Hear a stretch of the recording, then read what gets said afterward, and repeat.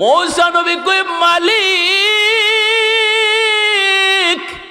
বুঝি নাই গো মালিক, কিছুই বুঝি নাই, তোমার কুদরতের খেলা কিছুই বুঝি নাই। আল্লাহ সকাল বেলা ছিল যে সবচেয়ে বড় গুনাহগার, বিকাল বেলা হয়ে গেল সবচেয়ে বড় ওলি। কেমনে হলো, কিভাবে হলো, আল্লাহ তুমি একটু বুঝাইবানি। রব্বুল আলামিন তখন বলেন, মূসা রে, আমার বান্দা গুনার কথা ইয়াদ কইরা তওবার নিয়তে শিশু বাচ্চাটারে কোলে নিয়া, তার অবুঝ নিষ্পাপ বাচ্চাটারে কোলে নিয়া জঙ্গলের দিকে, পাহাড়ের দিকে রওনা দিছে। পাহাড়ের নির্জন জঙ্গলে যায়া আমি আল্লাহর কাছে তওবা করবে। শিশু বাচ্চা কাটিকে নিয়ে রওনা দিছে, জঙ্গলের ভিতরে ঢুকলো। বাচ্চাটা কয়, আব্বু এত বড় পাহাড় গো আব্বা, এর চেয়ে বড় কিছু আছে নাকি? বাবা কয়, হো বাবা, পাহাড়ের চেয়েও বড় আছে। কি আছে? কই পাহাড়ের চেয়ে বড় হলো এই জমিন, জমিনের কোনো শেষ নাই। কয় বাবা, জমিনের চেয়েও বড় কিছু আছে নাকি? কয় আছে পানি, মাটির চেয়েও পানির পরিমাণ বেশি। কয় বাবা, পানির চেয়েও পরিমাণে বেশি কিছু আছে নাকি?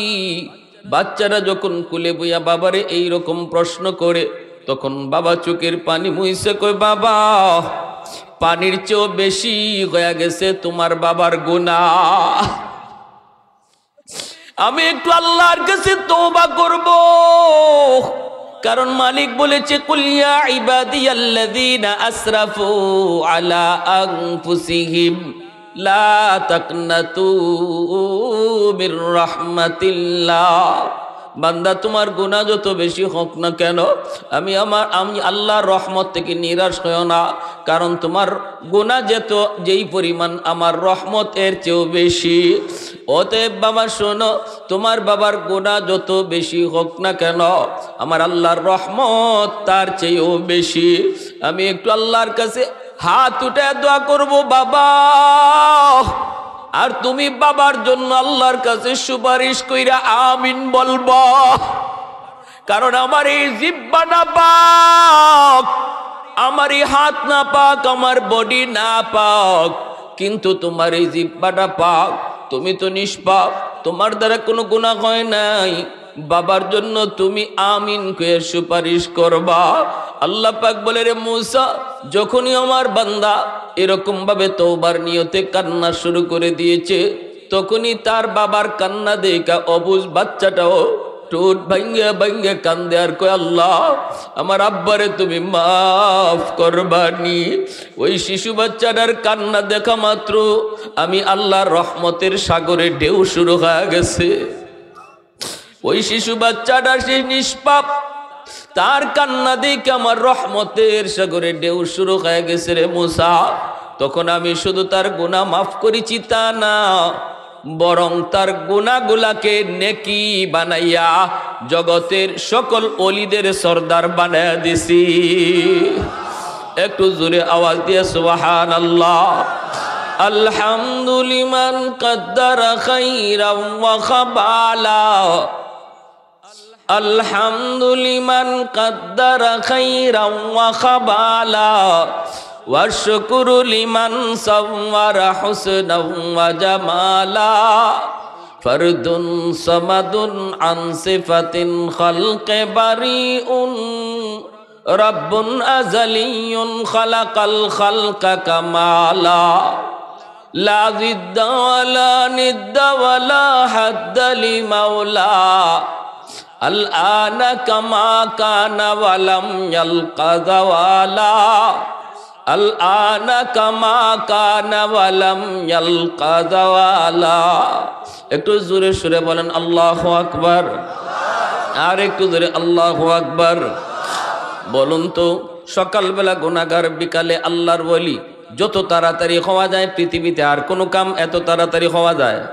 এত তাড়াতাড়ি হওয়া যায় সম্ভব না। এমনকি বসার আগে ওই জায়গায়, এই মাহফিলে বসার আগে গুনাহগার আর বসে দিলে দিলে তওবা করার দ্বারা তার নাম অলির খাতায়। জোরে কোন আল্লাহু আকবার। কেউ জানবে না, কেউ শুনবে না, তারপর আল্লাহ মাফ করে দেয়। মূসা আলাইহিস সালাম একদিন আবার আল্লাহকে জিজ্ঞেস করে, আল্লাহ, ও আল্লাহ, জান্নাতে আমার বন্ধু কে হইব? জান্নাতে আমার বন্ধু কে হবে? রব্বুল আলামিন বলে তোমার বন্ধু জান্নাতে কে হবে এটা তুমি দেখতে চাও, জানতে চাও? মুসা নবী আল্লাহ আমি তার একটু দেখতে চাই, দুনিয়াতেই আমি আমার বন্ধুর একটু দেখতে চাই, কে জান্নাতে আমার বন্ধু হবে। আল্লাহ পাক বলে যাও অমুক এলাকার অমুক বাজারে একজন ব্যবসায়ী আছে। কিসের ব্যবসা করে? কসাই। সে গোশত বেচে। ওই কসাই হলো জান্নাতে তোমার বন্ধু। মুসা আলাইহিস সালাম কয় মালিক আমি এত বড় পয়গম্বর, কসাই আমার বন্ধু বলে হ। আল্লাহ একটু নামটা বলো, আমি আমার বন্ধুকে একটু দেখতে চাই। একজন কসাই হয়ে আসে কেমন করে নবীর বন্ধু হয়ে গেল, কি তার নেক আমল একটু আমার দেখতে মন চায়। রব্বুল আলামিন তারে বললেন ঠিক আছে, তার ঠিকানা হলো এই, নাম হলো এই। মুসা আলাইহিস সালাম ঠিকানা লইয়া মুসাফির বেশে তিনি বের হয়ে গেলেন। যাইয়া তিনি ওই বাজারে লোকটারে পেয়ে গেলেন, নাম জিজ্ঞেস করলেন, নামে মানুষে মিলে গেল। মুসা নবী এইবার নিজের পরিচয় দেন না, তিনি যে বনি ইসরাইলের পয়গম্বর মুসা এই পরিচয় তিনি দিলেন না। না দিয়ে তারে বলতেছেন বাইরে আমি একজন মুসাফির, আমি আপনার বাড়িতে আজকে রাত কাটাতে চাই, আপনি আমারে আপনার বাড়িতে মেহমান হিসাবে নিবেননি? সাথে সাথে লোকটা খুশি হয়ে বলতেছে অবশ্যই আপনি আমার বাড়িতে আজকে মেহমান হবেন, কারণ মেহমানের কদর আমার নবী বলেছেন মান আরাদা আইয়াবসুতার রিজকা ফালইউকরিম দাইফা আও কামা ক্বালান নবিয়্যু আলাইহিস সালাম। নবী বলেন কেউ যদি তার রিজিকের ভিতরে ইনকামের মধ্যে বরকত বেশি চায় সে যেন বেশি বেশি মেহমানদারি করে। ছোট্ট ব্যবসা করো, ছোট্ট চাকুরি করো যুবক, যদি তুমি তোমার কামাইয়ের ভিতরে রুজির ভিতরে বেশি বরকত চাও, বরকত বোঝানো যায় না, বরকত সব সময় ওয়াজ করে বোঝানো যায় না, বরকত এটা বোঝার বিষয়, বোঝানোর বিষয় না, বোঝার বিষয়। ভাইরা বন্ধুরা, আল্লাহ পাক রব্বুল আলামিন ওই মানুষটাকে আল্লাহ অল্প রুজির ভিতরে বরকত বাড়ায় দেয় যেই মানুষটা মেহমানদারি বেশি বেশি করে। আমরা মনে করি মেহমানদারি করলে সম্পদ কমে, কিন্তু নবী বলেন মেহমানদারি বেশি করলে সম্পদ বাড়ে। আমার বুঝটা সত্য না নবীর কথা সত্য? জোরে বলেন না। আমার বুঝটা সত্য না নবীর কথা সত্য?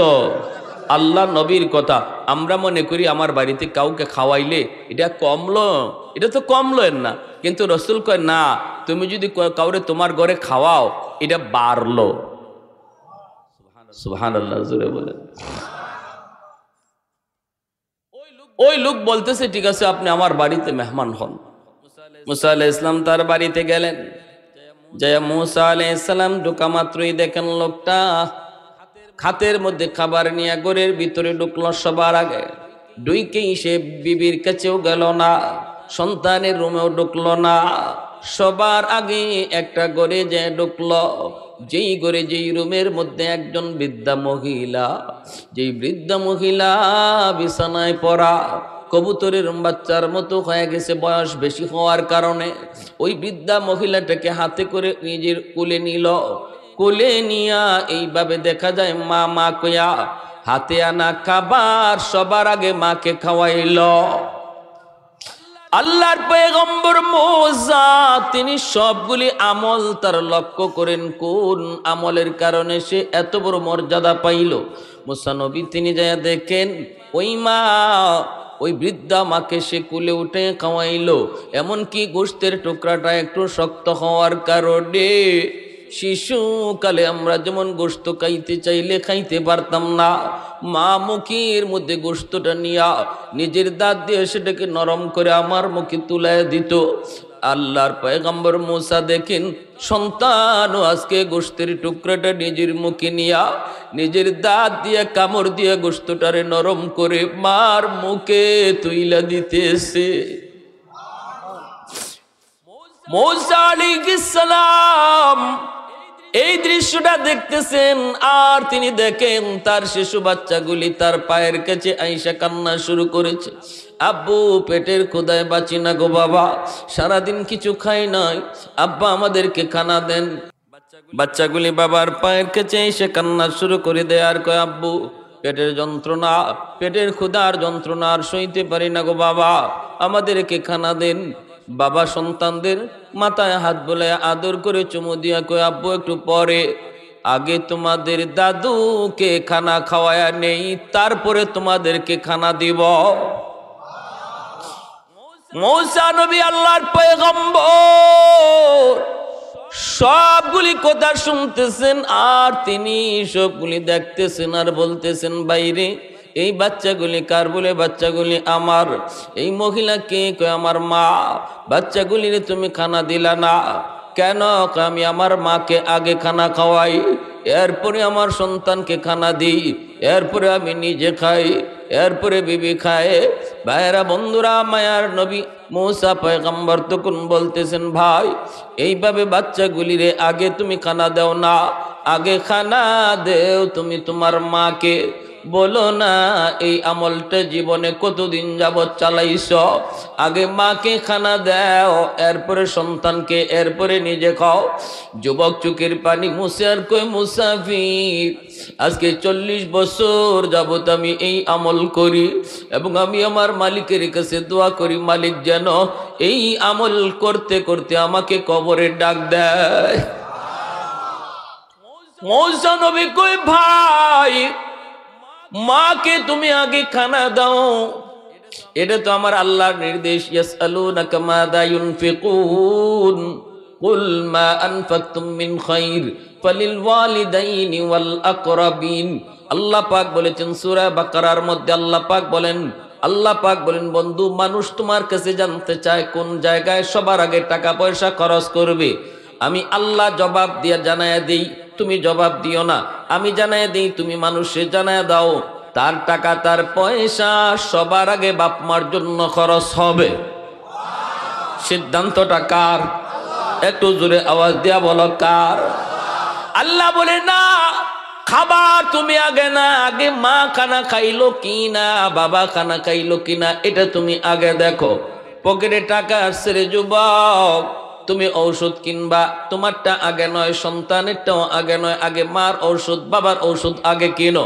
কাপড় কেনার আগে নিজেরটাও আগে নয়, আগে দেখো বাপ মার কাপড় চোপড় লাগবে কিনা। পকেটে টাকা আসলে যখনই তুমি খরচ করবা, আল্লাহ পাকের আদেশ হলো এই টাকা সবার আগে বাপ মার জন্য খরচ হবে। মূসা নবী বলতেছে, ভাই তুমি তোমার মাকে এইভাবে নিজে কুলে নিয়ে এইভাবে গোশতরে নরম কইরা চাবায়া চাবায়া মারে খাওয়াইতেছো, আর তোমার মা বিড়বিড় করে কি যেন দোয়া করতেছে, একটু আমাকে শোনাইবানি। যুবক বলতেছে, মুসাফির আমার আম্মা দুইটা দোয়া করেন সব সময়, একটা দোয়া কবুল হয়ে গেছে আমি পেয়ে গেছি দুনিয়ায়, আর একটা দোয়া কবুল হবে কি হবে না আমি জানি না। মুসা নবী তখন বলেন, কোন দোয়া একটু বলো। মায়ের দোয়া করে, আল্লাহ আমার সন্তানের রিজিকের ভিতরে বরকত বাড়ায় দিও। আল্লাহু আকবার। আমার সন্তানের রুজির ভিতরে আল্লাহ তুমি বরকত বাড়ায় দিও। এই দোয়াটা আমি পাইয়া গেছি। ছোট্ট একটা ব্যবসা করি, কিন্তু এর ভিতরে এই পরিমাণ বরকত আল্লাহ দিছে, আমার কোনো অভাব নাই, আমার কাছে কেউ কোনো পাওনা পায় না, আমি সর্বদিক দিয়ে খুশি, সব দিক দিয়ে আমি খুশি, দুনিয়ার জীবনে আমি বড় শান্তিতে আছি মার দোয়ার কারণে। আরেকটা মা দোয়া করে, আল্লাহ জান্নাতে আমার সন্তানকে মূসা নবীর বন্ধু বানাইও। ও মুসাফির, আমি জানি না এই দোয়াটা কেমনে কবুল হবে, আমি একজন সাধারণ কসাই, আর কই মূসা নবী, আমার মা এটা কেমন দোয়া করে আমার বুঝে আসে না।